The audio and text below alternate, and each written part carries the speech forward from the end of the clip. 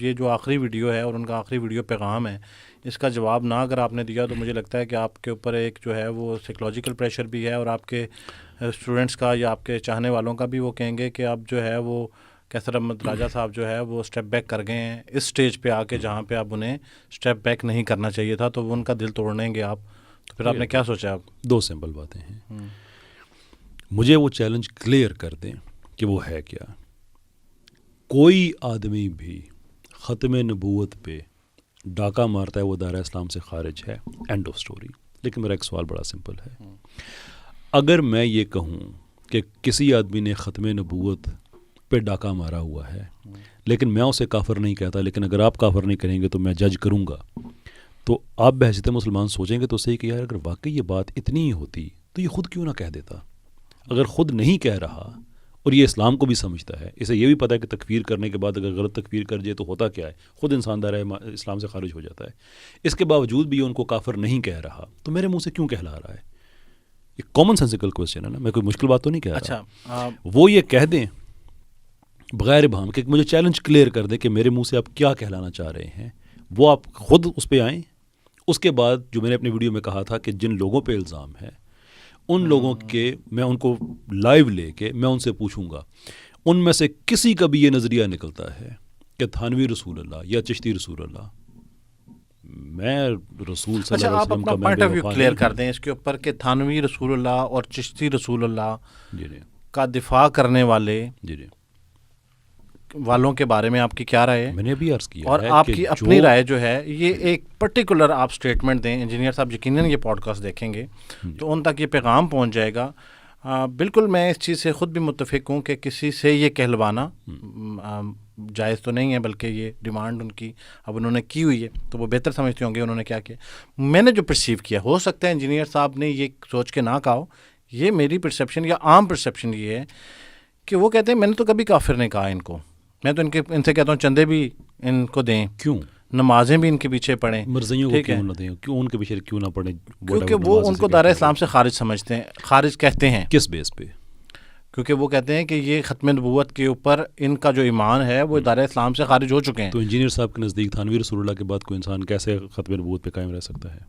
یہ تو آپ بتائیں نا کہ آپ وہ بتائیں نا. میرا تو سوال ہے ان سے، یہی میرا سوال ہے کہ پھر اگر یہ دائرہ اسلام سے خارج ہیں، مجھے جو آپ کہتے ہیں کہ کہو یہ دائرہ اسلام سے خارج ہیں، تو میں کہتا ہوں کہ آپ ایک دفعہ کہیں یہ خارج ہے، پھر میں آپ سے کوئی سوال پوچھوں گا، میں ان سے پوچھوں گا. بحیثیت مسلمان میرا یہ فرض بنتا ہے کہ میں کسی آدمی کو میں آخری ٹائم تک بھی میں مارجن دوں. میرے سننے میں غلطی تو نہیں ہے، ان کے کہنے میں غلطی تو نہیں ہے، کوئی بہم نہیں ہے. میں کلیئر ہوتا ہوں کہ تھانوی رسول اللہ وہ لوگ مانتے بھی ہیں اور کہتے بھی ہیں، میں کہوں گا جی وہ کافر ہیں. مجھے پتہ چلے کہ وہ کہتے ہیں کہ چشتی رسول اللہ تھے اور ان کے ماننے اور دفاع کرنے والے، میں کہوں گا جی وہ کافر تھے. میں کسی انسان کے لیے کیا اپنے رسول سے بے وفائی کروں گا صلی اللہ علیہ وسلم؟ لیکن میں یہ کہتا ہوں کہ جو صاحب خود نہیں کہہ رہے نا، ان کو پتہ ہے کہ شاید یہ انہوں نے رسالت کا دعویٰ نہیں کیا ہوا، اس لیے وہ خود اپنے منہ سے نہیں کہہ رہے، دوسرے سے کہہ رہے ہیں کہ نہیں تم کہو. یہ تو شرارت ہے بھائی. آپ کہیں کہ وہ تھے، میں آپ سے 2-4 سوال کروں گا، ان سے بھی کروں گا، تو میرا تو موقف ہو گیا کلیئر. اس کے ساتھ ایک بات کا اور اضافہ کر لیں.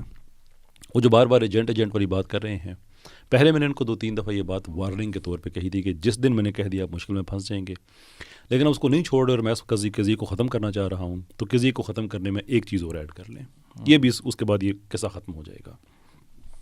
جھوٹے پہ اللہ کی لعنت ہے، اسلامی سزا بھی ہے.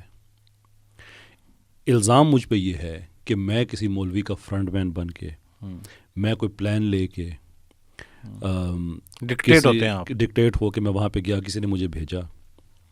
سمپل بات ہے، ایک آدمی الزام لگا رہا ہے، ایک آدمی پہ الزام لگ رہا ہے. اگر یہ الزام سچا ہے کہ مجھے کسی مولوی نے، کسی بھی مسلک کے مولوی نے، اگر مجھے کسی مسلک کے مولوی نے وہاں پہ بھیجا، میں کوئی پلان لے کے گیا کسی مولوی کی طرف سے، میں کسی مولوی کا فرنٹ مین یا مولویوں کے کسی گروہ کا فرنٹ مین بن کے گیا، اور یہ الزام کلی طور پر یا جزوی طور پہ یہ سچا ہے، اور یہ بات بالکل ایسے ہی ہے جیسے الزام لگا ہے، تو پھر پلان کے ساتھ لے کے وہاں پہ جانے والے پر، فرنٹ مین بننے والے پر اللہ کی لعنت ہو، فرشتوں کی لعنت ہو، اور تمام لعنت کرنے والوں کی لعنت ہو. اور اگر یہ الزام جھوٹا ہے تو الزام لگانے والے پہ اللہ کی لعنت ہو، فرشتوں کی لعنت ہو، اور تمام لعنت کرنے والوں کی لعنت ہو۔ اب انجینئر صاحب کے لیے ٹائم قیامت تک کا نہیں، 1 مہینے کا ہے، یہ جملہ رپیٹ کر دیں میں مان جاؤں گا۔ کیسر بھائی نہ کریں، اب آپ پھر 1 مہینے کا ٹائم دے رہے ہیں تو یہ ایک نئی بحث چھڑ جائے گی۔ قیامت تک کا دے دیں۔